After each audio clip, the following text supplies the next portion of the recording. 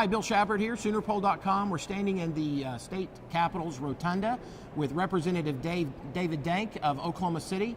He co-chairs the task force on state tax credits and economic incentives. And David, welcome. Thanks for joining us. Thank you. Nice to be here. Right. First of all, let's talk about that.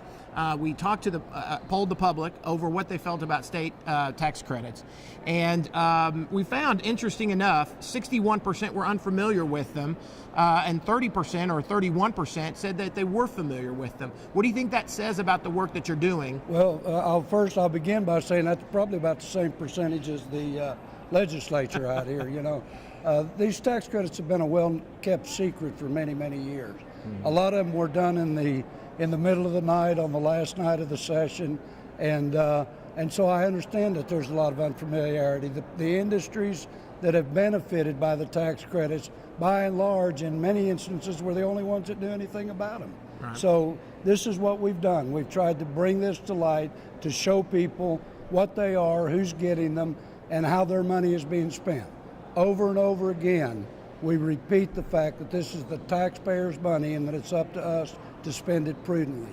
That hasn't been done in the past, and that's what we're trying to correct. And I think if you'd have done this same poll several months ago before we started the hearings and that, it probably wouldn't have been 3% that were familiar with them. Right. Now, when you started this process, you were kind of puzzled at the idea that there wasn't any criteria as to determine which tax credits the taxpayers should support and which ones they shouldn't. You're working on legislation to change the Constitution. Tell us about that criteria. I am. We have a bill that actually the Speaker is carrying, but that I'm strongly supporting and backing him on it, that will set up 9 different criteria for receiving them. Such things as prior approval, such things as transparency, such things as having caps on them, such things as making sure that they sunset over a period of time so that we can review any that are. And the most important of all of them is that they create long-term jobs and that the benefits exceed the cost to the public taxpayers. Most tax credits didn't get passed in the first place without a lot of lobbying and support from the businesses that would benefit from them. Do you think that is in a way of trying to then take those out now and be more responsible with the taxpayers' money and not let the lobbyists control the process? Exactly. Marco Rubio, the senator from Florida, recently made the statement that some tax credits and incentives are the result of good public policy and some are the result of good lobbying. Mm-hmm. We have too many out here that are the result of not only good lobbying, but last-minute lobbying when they slip things into bill in the final waning hours of the legislative session and passed it. That's another criteria. No tax credit can be passed in the final 5 days of any legislative session, similar to appropriation bill. Now, when it comes to transferability, which some of these are, when we asked the public, they were 81% said that they were against any kind of transferability of tax credits.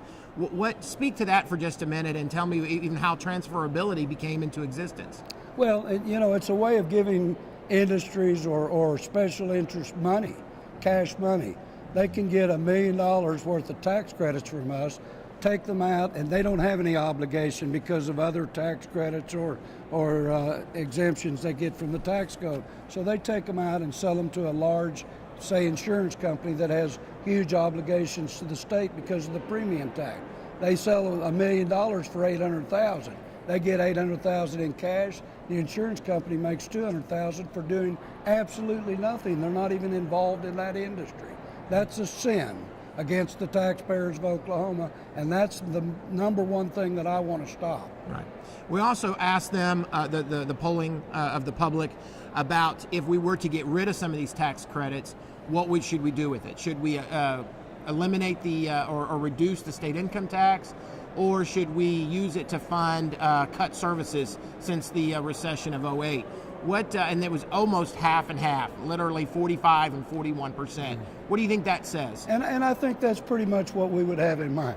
We want to make sure that the core services in this state, taking care of the developmentally disabled, the homebound seniors, the foster children, education, transportation, that these things are funded properly. That's what attracts industry to a state. We want to make sure all those core services are taken care of, and then also return money to the taxpayers. So I think just like the public split on it, I think we can do an evenly balanced thing. Give part of it back to them to spend their own money as they see fit, the taxpayers, and part of it to fund services in a manner of which we should be funding them. Mr. Dank, thanks for joining us. Thanks for having me. Appreciate it.